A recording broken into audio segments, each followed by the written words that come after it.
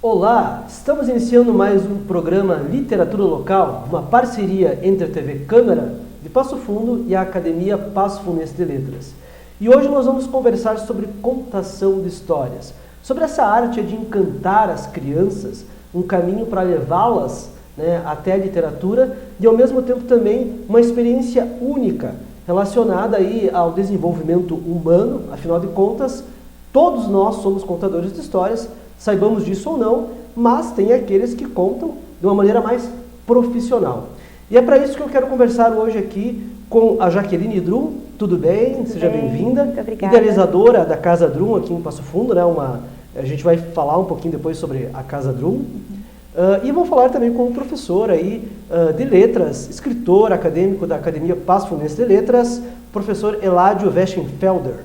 Exatamente, senhor Aleixo. Acertei a pronúncia do nome? Acertasse com proficiência, com competência. Assim, está sendo organizado na Casa Drum, para o mês que vem, um festival de contação de histórias. É o 5º festival de contação de histórias.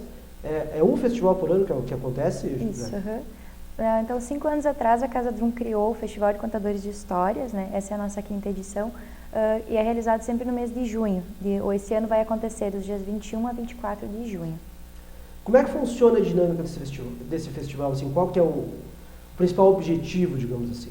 A ideia do festival é promover para as escolas e para o público em geral a arte da narração oral, da contação de histórias. Então, a gente convida contadores da cidade, da região, para vir fazer espetáculos para as crianças das escolas municipais, estaduais, particulares aqui da cidade. Então, a gente recebe em torno de 300 crianças durante os dias do festival para assistir esses espetáculos com contadores de histórias locais aqui da cidade. Por que contar histórias para as crianças?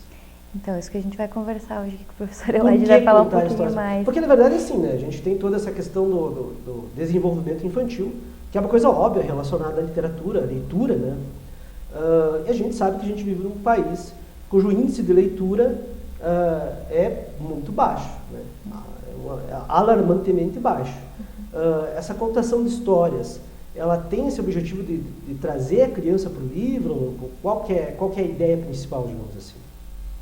A arte de contar história, ela é bem antiga, ela vem lá desde os gregos, e ela era dirigida a um público mais adulto.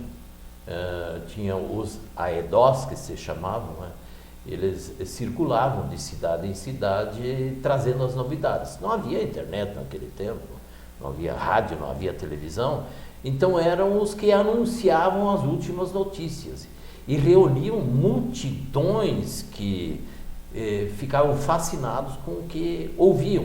Claro que tinha muita ficção junto, porque o fato em si não tem graça. O que é o importante na contação de história? É a fantasia, é a viagem, é o prazer que provém da palavra dita, entendeu? E aí essa criança que aprende a ouvir, ela vai aos poucos também aprendendo a elaborar um discurso bem montado, bem racional. Por isso, toda a história tem uma certa racionalidade. Ela tem 4 etapas, basicamente. A situação inicial, a complicação, o clímax, a explosão e a situação final.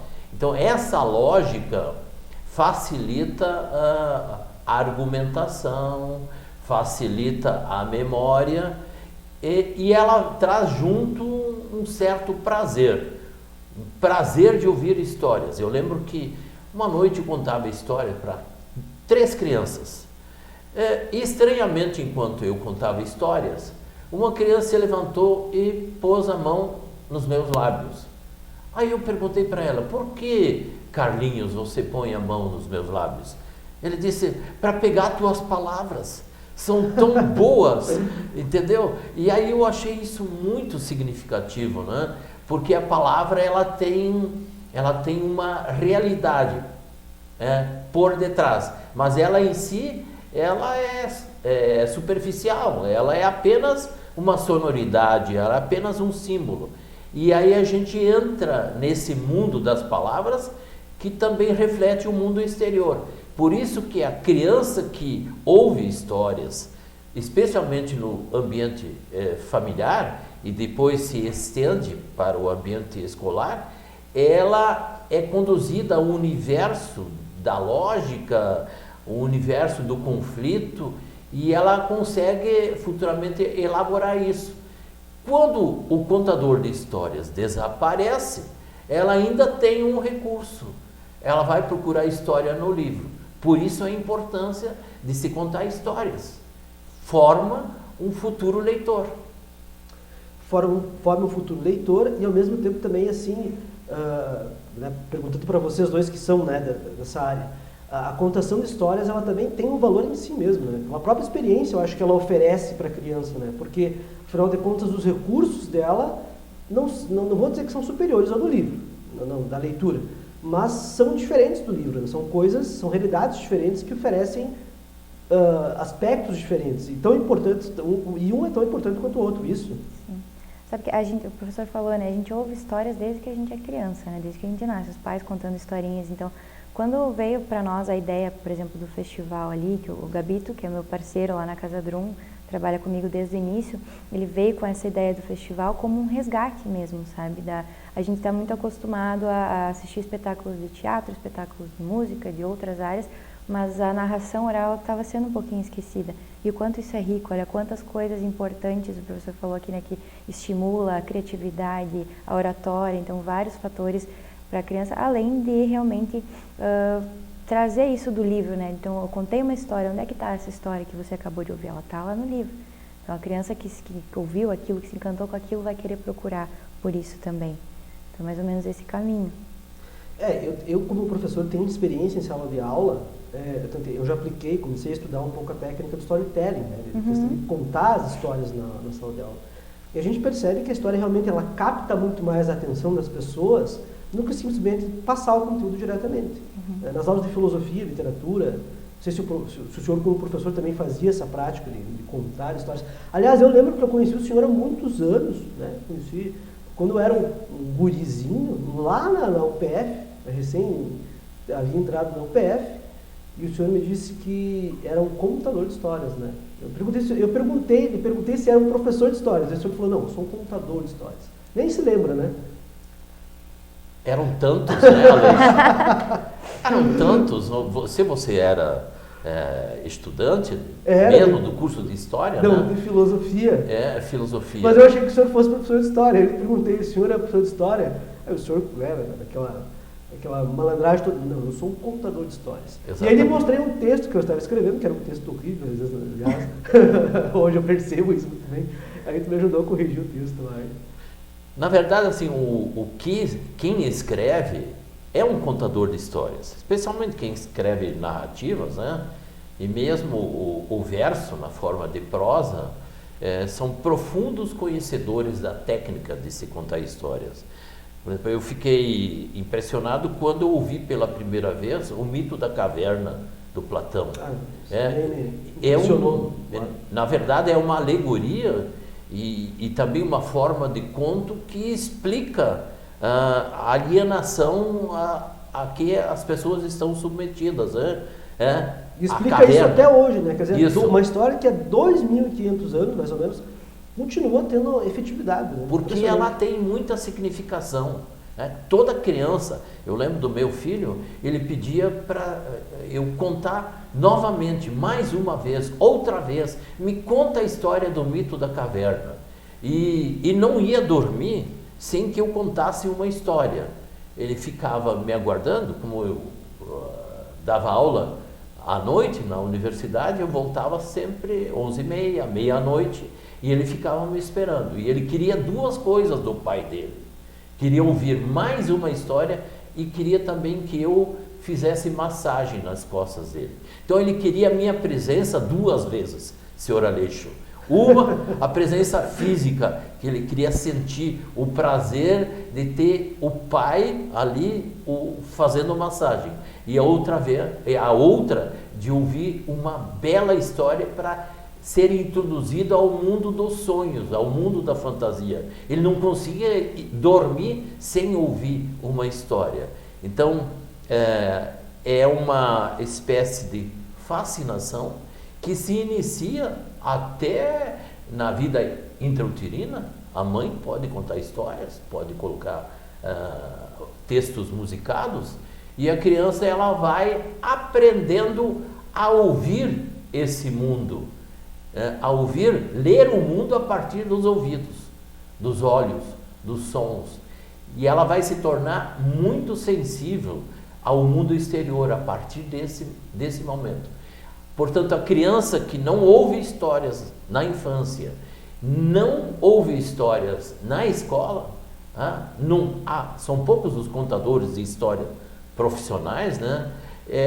Ela não aprende a ouvir. Ela só quer falar. Por isso a dificuldade dos professores em sala de aula, né? Porque eles não sabem ouvir. Eles não foram exercitados para o ato da audição. E outra coisa também que eu penso, né? Isso me encontra uma situação que aconteceu numa aula que eu dei esta semana, que depois eu comentei com meus colegas professores, que é impressionante a dificuldade de concentração dos mais jovens, né? Desses sexto ano, quinto ano, talvez justamente porque a gente vive numa época de internet, né? Que tudo tem que ser passado, né? Tem que correr na tela, e você não se fixa muito em nada. Então existe uma dificuldade de concentração assim enorme nessas gerações mais jovens, né? Eles não conseguem ficar 2, 3 minutos concentrados. E a história, eu acho que nesse sentido, ela auxilia nesse sentido também, né? De treinar a concentração da criança. Não só da criança, eu vejo isso, tu falou, né, nessas gerações mais novas, mas eu vejo isso nos adultos também. Eu já passei por situação de estar falando, uma vez eu fiz uma palestra numa cidade aqui próxima e era só para professores, eram adultos, né? E eu, só com a minha voz, só com esse recurso, eu não conseguia prender a atenção daquelas pessoas ali. Era conversa paralela, era o celular. E hoje em dia é tanta informação, a gente está consumindo tanta coisa o tempo todo, que às vezes não é por maldade. O meu cérebro não consegue se concentrar naquilo ali. Ainda mais eu falo baixo, eu sou pequena, então não tinha, né, eu tive que usar outros recursos para chamar a atenção daquelas pessoas. Graças a Deus eu sou cantora, eu tenho outras skills, assim, sabe? Na hora eu soube lidar bem, mas uma pessoa que talvez não tenha essa habilidade de contar a história, de fazer ter essa malandragem mesmo, não ia conseguir chamar a atenção daquelas pessoas. Né? Aí tu chamou a atenção dos profs, quinta série, Sim. Quinto ano, série, agora eu voltei lá nos anos 90, quinta série. Eu tive vontade de fazer, de ter um rompante adolescente subir em cima da mesa, assim, mas eu falei, não vou fazer isso. Talvez não devesse ter feito. Levando em consideração que além de ser a idealizadora ali da Casa Drum, também é cantora, é artista, então estaria de acordo com o perfil do artista. Lembrou, inclusive, aquele filme Sociedade dos Poetas, Sociedade dos Poetas Mortos, né? Que o personagem sobe em cima da mesa numa hora, lá, convida os alunos a subirem em cima das mesas. E esse festival que vai acontecer na Casa Drum, né? Quem que são os atores, digamos assim, quem que são os contadores? Então, essa ideia veio, a Casa Drum, só para contextualizar, ela é um espaço cultural onde a gente tem cursos de música, artes visuais e literatura. Então, há 5 anos a gente, né, dá aulas de música, dá aulas de desenho, de pintura e também tínhamos o curso de escrita criativa. Né? A gente tem esse curso sazonalmente na Casa Drum. E daí, lá no início, o Gabito sentou comigo e disse, eu tenho uma ideia de um festival de contadores de histórias. A gente reunir vários contadores, né, durante vários dias e fazer pequenos espetáculos para as pessoas para fazer esse resgate da narração oral. Então, qual que foi a tua pergunta mesmo? Eu me perdi no raciocínio. Quem que são os atores, né? Então, quem são eu os e o contadores, Gabito. Digamos assim. Então, quem iniciou a ação, e quem iniciou assim, essa ideia foi a fomos Casa Drum, né? fomos Você eu e o Gabito. Né? O Gabito que já veio outras vezes, já participou aqui do programa, também a gente fez uma entrevista também sobre contação de histórias com ele e sobre o livro A Lenda da Mãe Preta. Sim, né? que então, quem quiser conferir passado. aí também, já fica o convite na playlist aqui da TV Câmara, também tem esse outro programa gravado com o Gabito. Nós vamos ter que encerrar o primeiro bloco e vamos deixar em suspenso aí, né? Para continuar, para falar um pouquinho mais sobre esse festival que vai ocorrer, então no próximo bloco. Até daqui a pouquinho.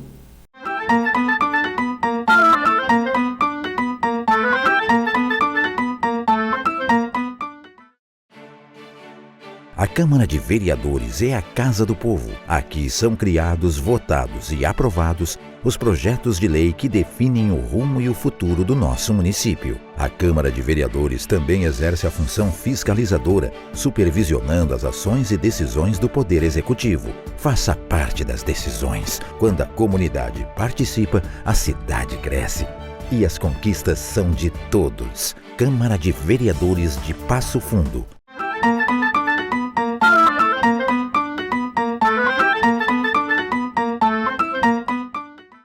Olá! Voltamos com o programa Literatura Local de hoje e hoje nós estamos aqui conversando com o professor Eládio, com a Jaqueline, sobre contação de histórias e também sobre o 5º Festival de Contação de Histórias que irá acontecer em junho lá na Casa Drum. Já que nós estávamos falando aí sobre, né, quem são os atores envolvidos com o projeto, então o projeto ele foi idealizado pela Casa Drum, né, você e o Gabito, que também é um contador de histórias, né, vai ocorrer em junho, e tem outros contadores já confirmados. Vocês estão montando o projeto ainda? Isso, a gente está montando agora o cronograma final de quem vão ser os contadores dessa edição. A ideia todo ano é possibilitar que pessoas novas venham mostrar seu trabalho. Ano passado nós tivemos a Luciana Albrecht, que tem livro lançado, que fez contação conosco.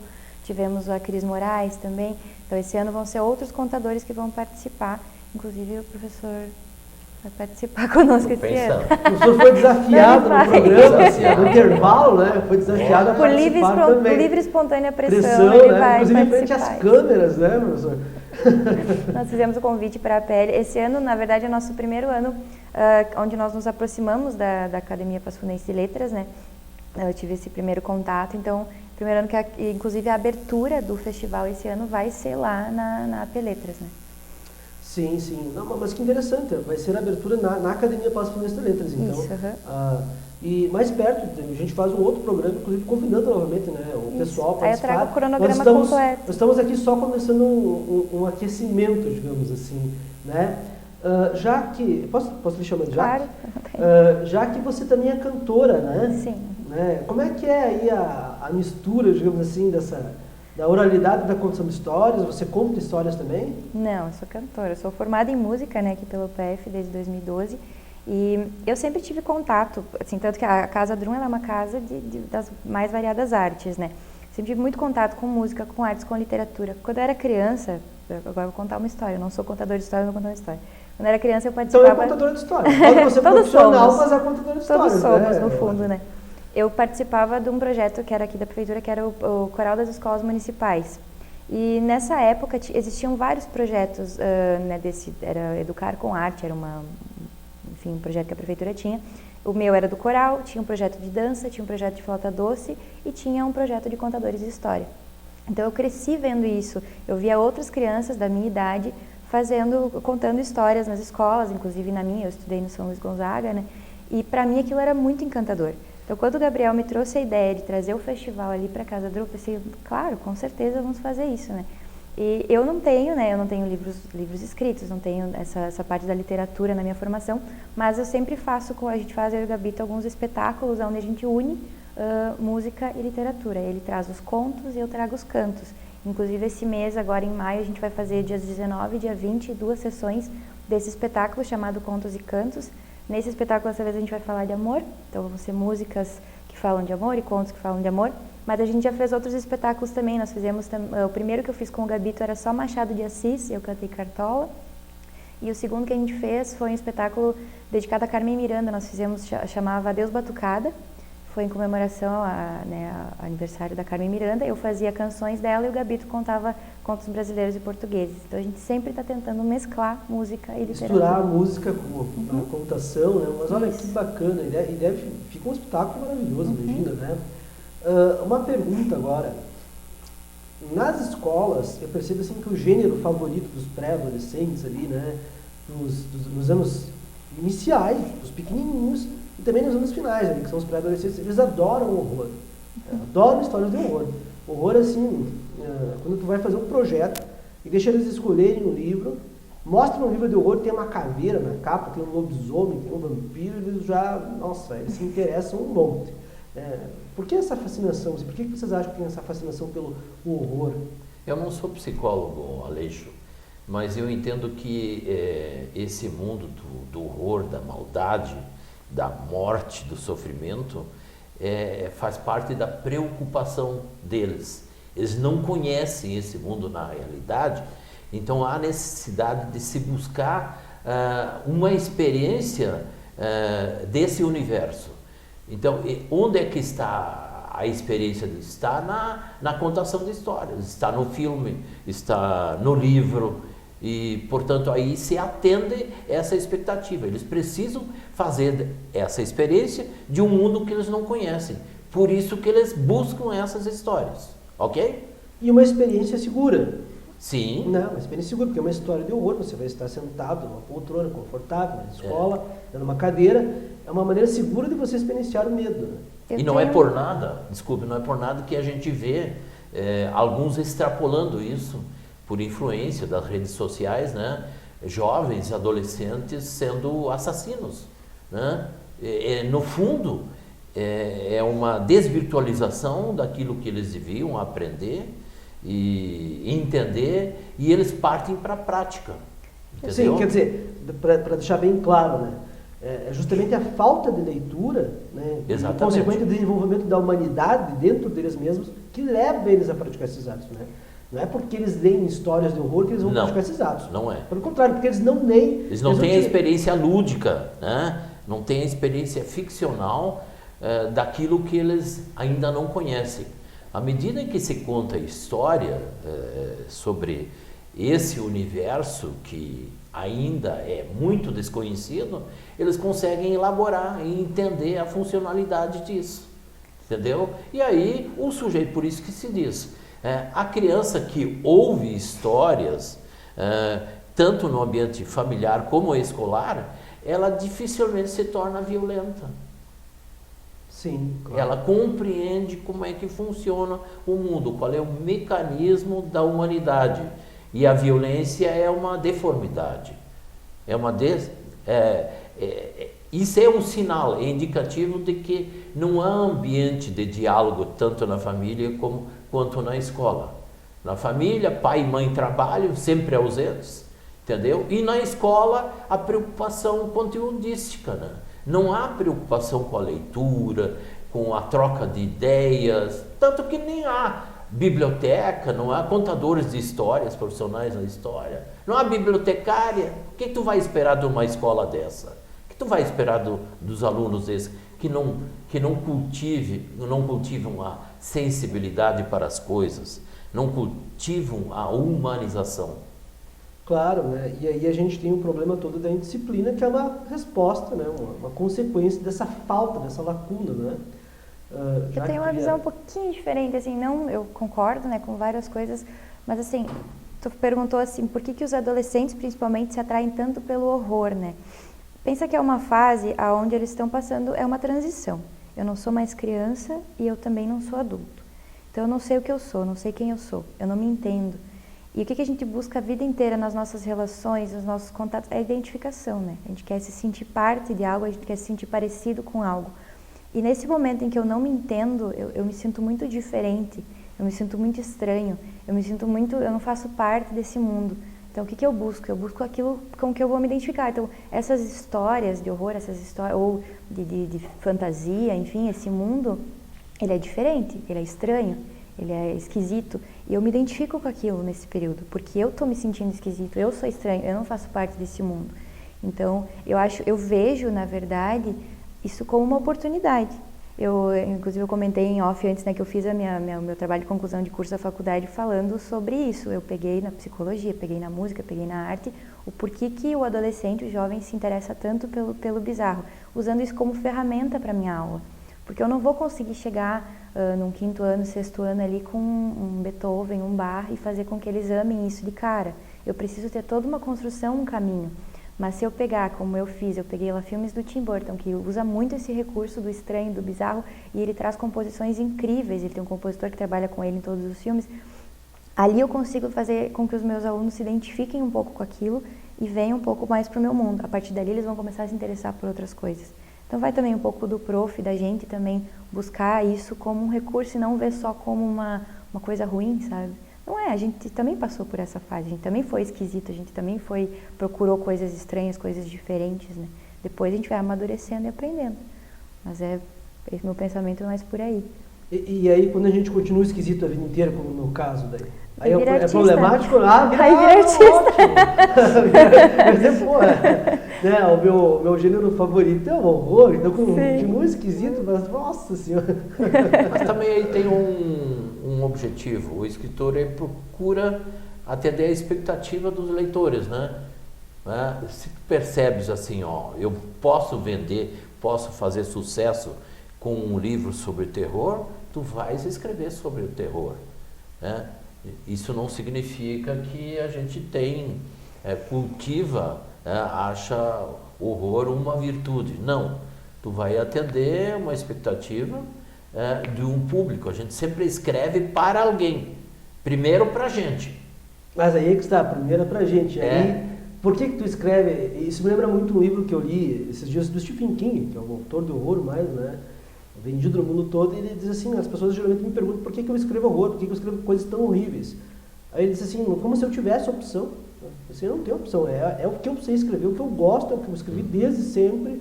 Eu comecei a escrever, assim, me identifiquei com isso, e se fosse tentar escrever outra coisa, eu não conseguiria. Eu tenho conhecidas amigas que escrevem literatura infantil, por exemplo, e elas dizem que é o gênero com o qual elas se identificam. A voz do escritor é que é o gênero. Eu estou terminando agora, eu vou lançar meu primeiro EP esse ano, né? Eu sou cantora, como eu falei, então foi a primeira vez que eu tive experiência compondo, escrevendo canções minhas, né? E é bem como tu falou, a gente escreve primeiro pra gente mesmo, né? Eu fiz as músicas, eu não pensei assim, as pessoas vão amar isso, eu vou estourar, vou ficar famosa, em nenhum momento. Eu fiz porque eu precisava colocar a minha arte em algum lugar, né? Se expressar. Me expressar de alguma forma, então eu fiz lá, são 5 canções, né? Agora em junho para sair o primeiro single. Mas eu não fiz com a expectativa de que as pessoas amem. Claro que se gostarem vai ser maravilhoso, sabe? Se escutarem minha música e for legal, vai ser muito bom. Mas em primeiro momento é o meu papel como artista, é colocar a minha expressividade ali de alguma forma. Sobre essa questão das escolas, retomando, né? Quão importante é a escola enquanto espaço para essas contações, né? E é uma pena que a gente tenha até hoje uma sociedade que, como eu disse no início do programa, é um país que amarga um índice baixíssimo de leitura, mas quando a gente faz um tour aí pelas escolas, a gente encontra muita escola aí que não tem realmente biblioteca, né? Não existe um projeto de construção de uma rede com bibliotecas, né? Com projetos de leitura, inclusive com bibliotecárias atuando ali. Temos ações aqui e ali, né?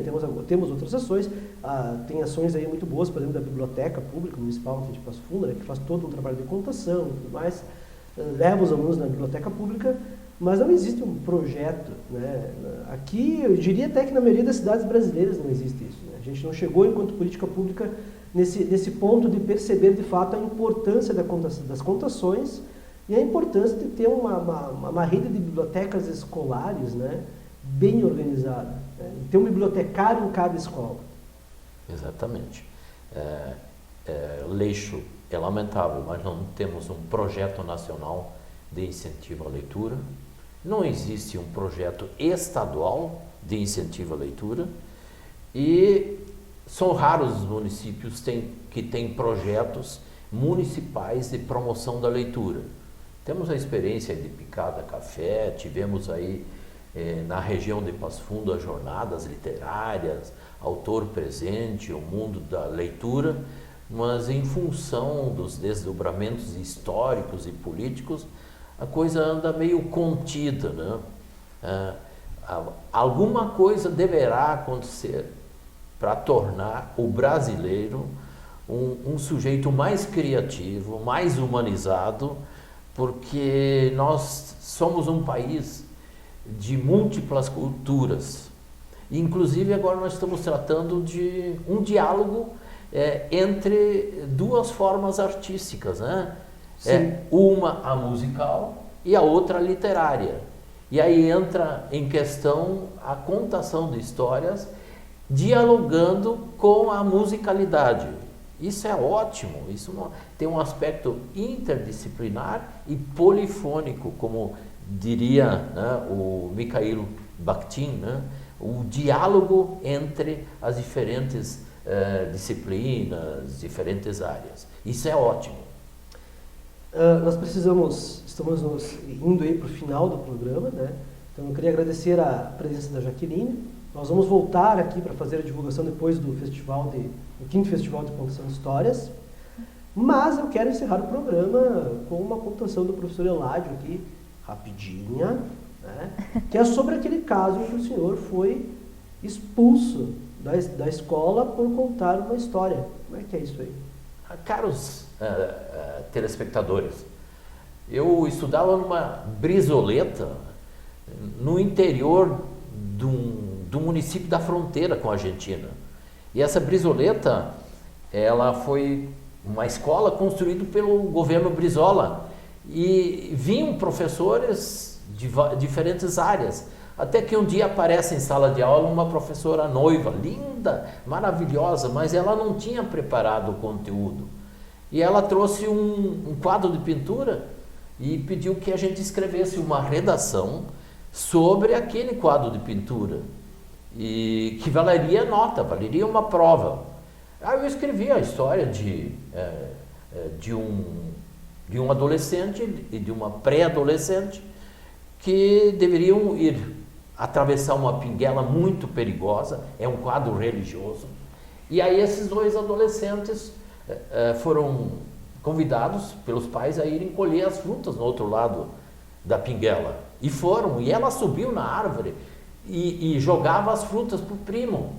Pega, primo, pega, primo, pega, primo. E o primo ia pegando as frutas. De repente ele perdeu um braço. E ela, pega, primo, e perdia metade. Lá pelas tantas ela pediu, o que tem, primo, tu não está pegando? Desceu, disse, o que está acontecendo? Arrebentou meu fecho, estourou. E aí eu tenho que segurar o gigante pela própria natureza. E aí ela disse assim, eu conserto, e cada vez que mais consertava, mais abria. E aí o anjo que protegeu os dois saiu e entrou Pererê. Entrou Pererê e acompanhou. A noite foi de criança. E aí, passado um tempo, se ouve barulho de crianças, como se fosse um recreio de colégio.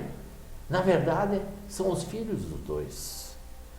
Fui expulso da escola porque escrevi um conto pornográfico. Na verdade, era um conto erótico, né? Resultado daquilo que eu estava lendo. Com razão. E aí me deram a transferência. É uma forma sutil de expulsão. Para mim, para o fim do mundo. E foi daí que eu cheguei em Passo Fundo. E foi assim que o senhor começou a sua carreira de contador. Assim que eu comecei. Com esse trauma, né? Com essa malandragem e com esse trauma. Através de um texto narrativo, uma contação de histórias na forma escrita, né? Isso só pode fazer quem é leitor. Quem ouviu a história do pai, do vô, da tia, da madrinha. E ouvia muito, todas as noites. Eu já estava ingressando no mundo da adolescência. Só podia dar nisso. Era um adolescente, tá certo. Então ficou bem explicado, né? Agora o final fechou. Entendemos o porquê, né? Professor, muito obrigado pela sua participação. Obrigado a todos que nos acompanharam e até o próximo programa.